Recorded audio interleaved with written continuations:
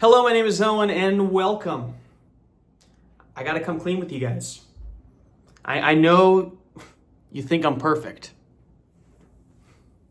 but I'm not. I make mistakes. I fall down too. I'm just like everybody else. Slightly better though. But in terms of reading, I've made some mistakes this year. I've read some books, or I've started to read some books rather, that I just couldn't pull through. Now, in all seriousness, I think it's very rare for me to not finish a book, to DNF, as they say, as the kids say in the slang, DNF.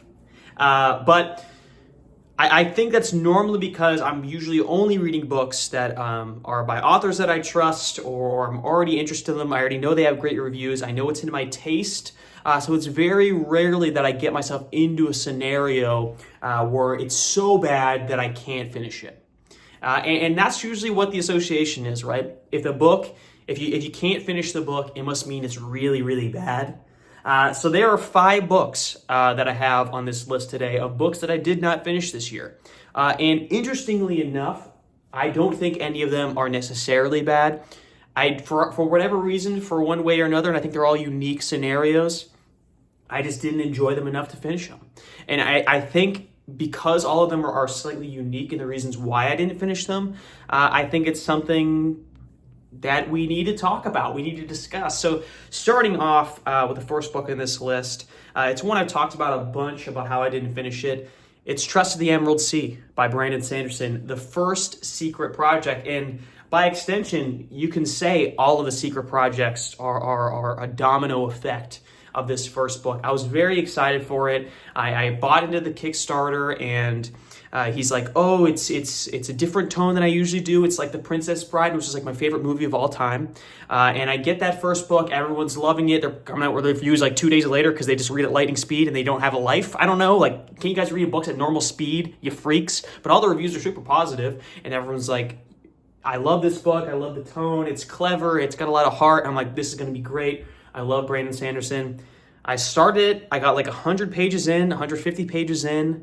She goes off on her little adventure. And you know what? One day I just sat myself down and said, I'm quite frankly bored. I don't know if it was Brandon's, because he changed his writing style. This is like kind of like wistful fairy tale like tone, and it just didn't click with me. I felt it all felt a little bit forced. I thought that it felt to me like it was trying too hard to be like super like fairy tale, like witty, and it just didn't click with me. I wasn't engaged with the characters or with the story or with the writing, and I gave up on it.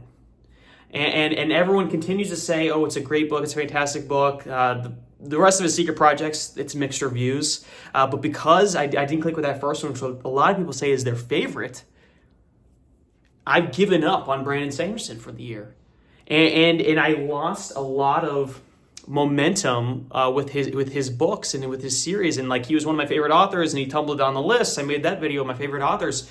I talked about this then.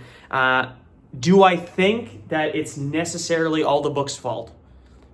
Maybe not. I think of all the books on this list, I think this is the one that I enjoyed the least out of all of them, which might be a sign that I don't need to go back to it. But looking back in context, I was reading a lot of books at that same time. It wasn't my primary book. I really didn't give it all of my focus. So a part of me thinks that if you're reading a book like that, that's supposed to be like a little bit more light and a little bit more like ethereal in its feel. Like, it's not like as grounded as some of his other like Mistborn, epic fantasy, like characters and magic systems and big battles and explosions and listens. More like, it's a storyteller, that there's a narrator and it's describing it, and it's observations and it's witty, it's wordplay. A book like that, if you're half reading it, I feel like you definitely lose a lot of value if you're not really immersing yourself in it. And I don't think that I was. So I'll give Brandon the benefit of the doubt and say that's on me. Maybe one day I'll get back to it. Honestly, it's low on the list, and I've talked about this countless times, but the secret projects just didn't grip me in the writing style of Tress, and just in their synopsis and the rest of them. and it was kind of a flop for me. And it was probably my biggest disappointment of the year is that I didn't love that book and then continue to love the rest of those books because I had a lot of high hopes for them. And I feel like that's another thing too, is you get super high expectations.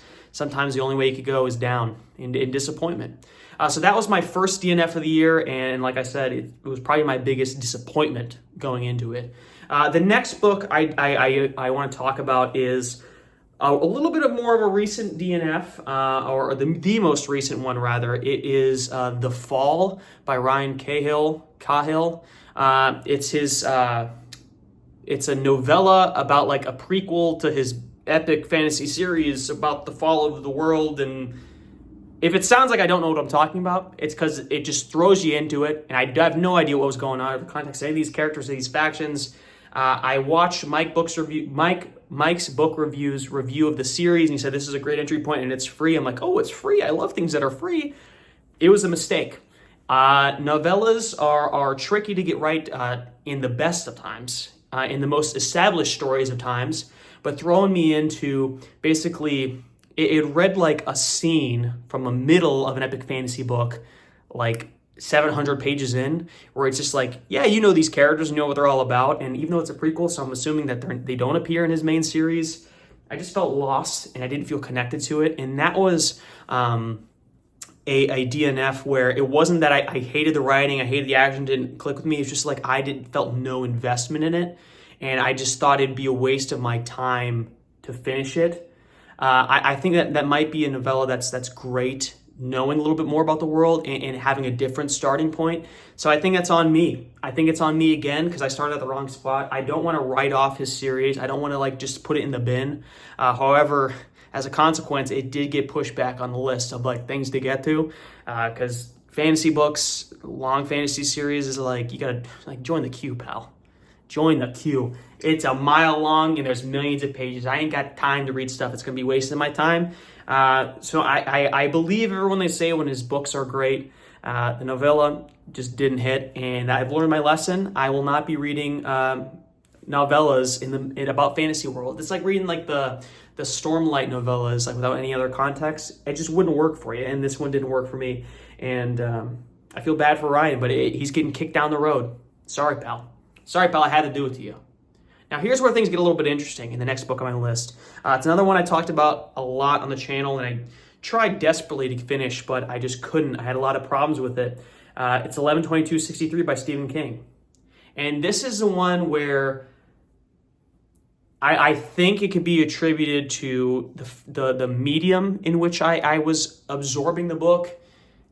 It was an audiobook. I was trying to get through it, and I made a video about how like I was reading a lot of long books at the same time. You all get caught in the same act, the same first act of a book. It's tough to get through. And I got just to like the halfway point of like, it's like a 36-hour long audiobook. And I couldn't finish in time. And I had the time constraint of like when it had to be returned to the library. And it was just like, it was too much. And I'm like, you know what?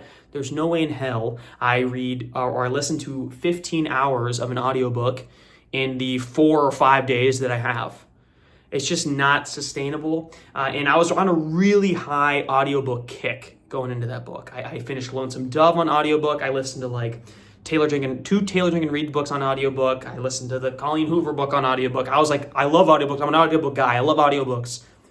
I read this, or I was listening to this one, couldn't get through it, felt dreadfully slow, because I know Stephen King, his pacing is is awkward.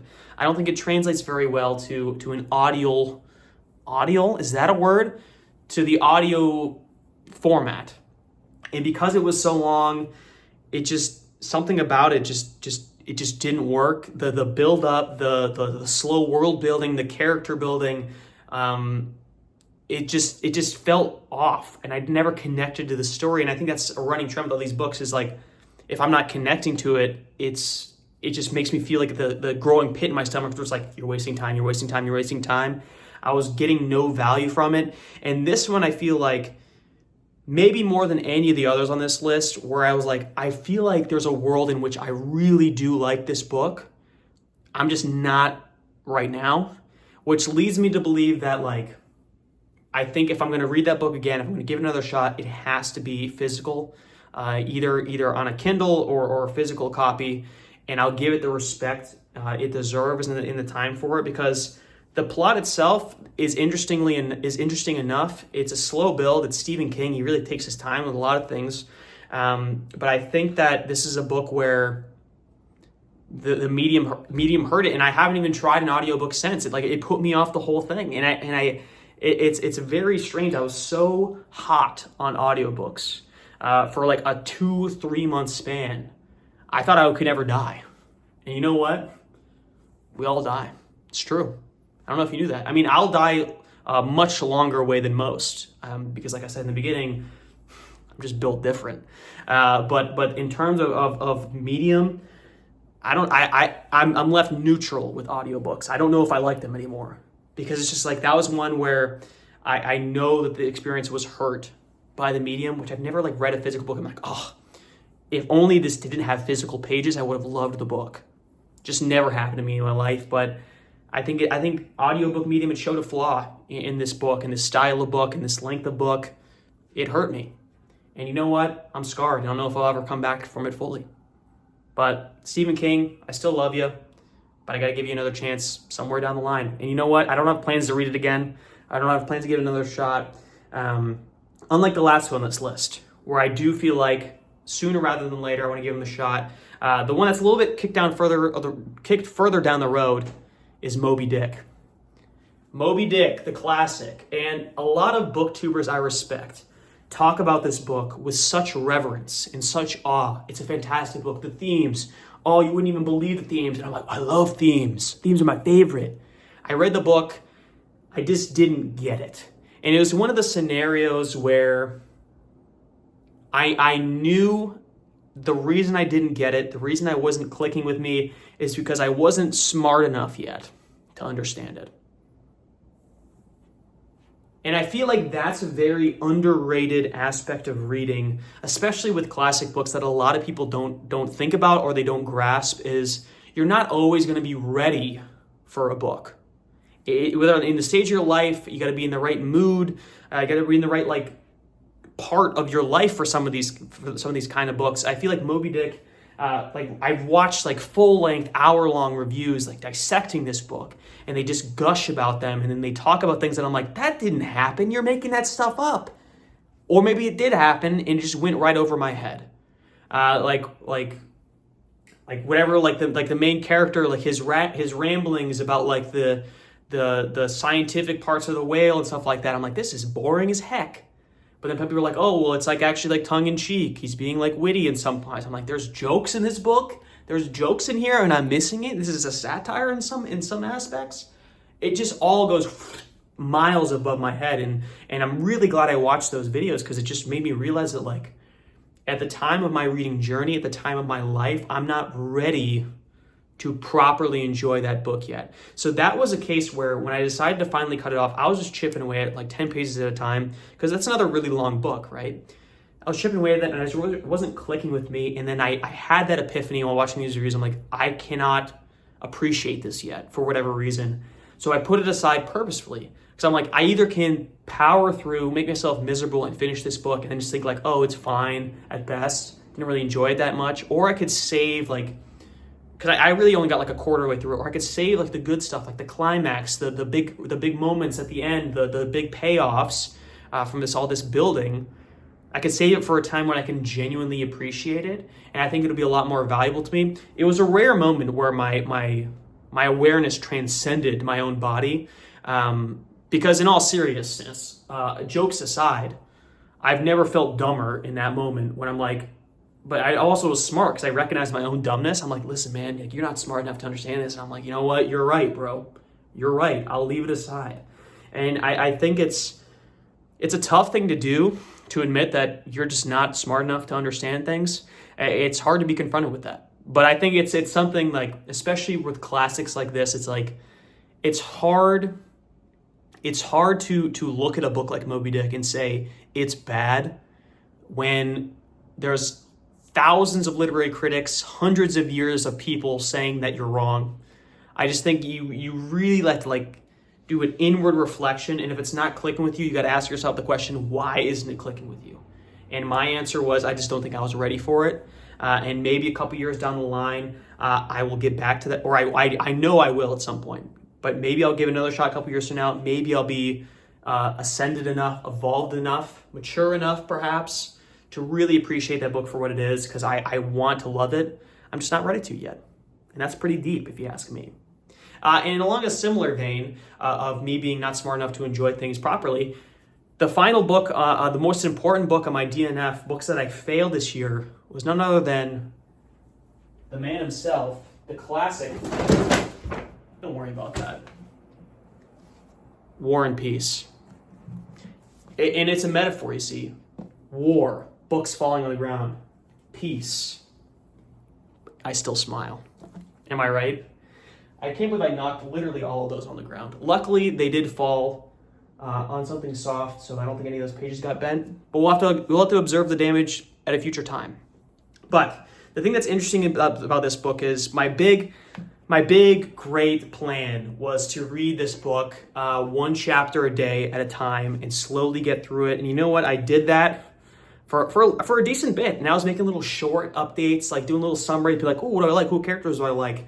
And it made me really invested into these characters from a very quick, like Pierre. I loved Pierre. I loved being with him. And I read this book for like 30 some days straight. So I was reading it for a very long time, and you could see how far I got into it. I got in this far because there's just like the chapters are sometimes one page, like a half a page sometimes. So I really wasn't getting that far, but I was purposely throttling my own pace because they say that like if you read it slower, you'll absorb it more. And I could see it's like more like a serialized format. I could definitely see the value of that. But like I said in my weekly update, it's one of those things where like if you have a schedule and you break it once, it's so easy to break again. This is a great example of that, where I missed one day and it's so much easier to miss the second day then, and then the third day, and eventually it's just been weeks and I didn't read a single chapter. So I just lost it. But I think this one is interesting where it's different from Moby Dick, where I just knew I couldn't understand it. I was genuinely enjoying it, but because like I didn't want to focus my time on it, because I didn't want to. I was worried like if I read it like a normal book, I'd be reading it too fast. But then also I was like, that's stupid, but I'll get to it at some point, and just never did. So I ended up just not reading it at all, which I think is a real tragedy. And I know this was one of like the primary books going into what books I'm going to read in 2023. This was like top of the list, definitely going to read War and Peace. Can't wait to do it. Started off strong, and then just never did it. It's the thing I'm most disappointed in myself for not completing. And I want to read it, and I want to finish it soon because I know there's a lot of value there. And I watched, I saw a production of the musical Natasha Pierre and the Great Comet of 1812, which is basically a musical about like a 100-page snippet of this book.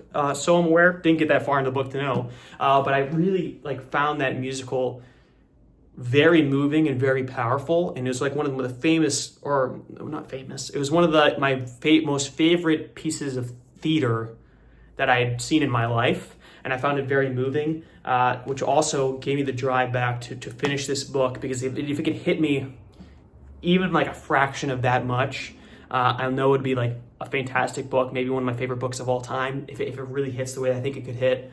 So I've been itching to get back to this, and I want to give it the proper respect and time that it deserves, because I know that I didn't do that the first time. So in summary, I really think this is about, I think not finishing a book, a lot of times, in my case, it's a me problem, not a book problem, because I don't read a lot of absolute garbage. And I think that's because of two reasons. One, because I have great taste. Two, because I'm also I feel like I'm very generous with books. I'm not really a hater, guys. I read a lot of like more. I like to read, I guess, a lot of mainstream books that are really popular that are like people kind of crap on because it's like really mainstream, really generic storylines, like people pleaser, cash cow type books. And I think I'm able to find value in them, even if I don't love a lot of those books. I think I'm good at piecing out what people enjoy about them and then having those things entertain me as well. So it's just very rare that a book doesn't connect with me at all, and then I have to give it up. So I think it was surprising this year that it was from a lot of authors that I respected, or books that are like universally known as fantastic books that are the ones that I didn't finish this year. which really just points directly to the fact again that I just wasn't ready for a lot of these books, or I approached them the wrong way. So I'm curious to see like what you guys think about like not finishing a book. Like when you encounter a book, because I'm sure everyone has ran into a book where like you just don't finish it for whatever reason. I'm curious, what are your guys' thoughts? What went wrong? Was it just like the book sucked and you thought it would be good? And if so, like, why are you picking books that suck? You know what I mean? But if it wasn't a book problem, it was a you problem, like what was your problem? Did you try to read it too fast? Did you read it too slow? I think it's an interesting discussion, one that could be delved into by far greater minds than me, because like I said, I can't even understand Moby Dick. Be sure to like and subscribe if you like the video and want to see more like it in the future. And as always, thanks for sticking around.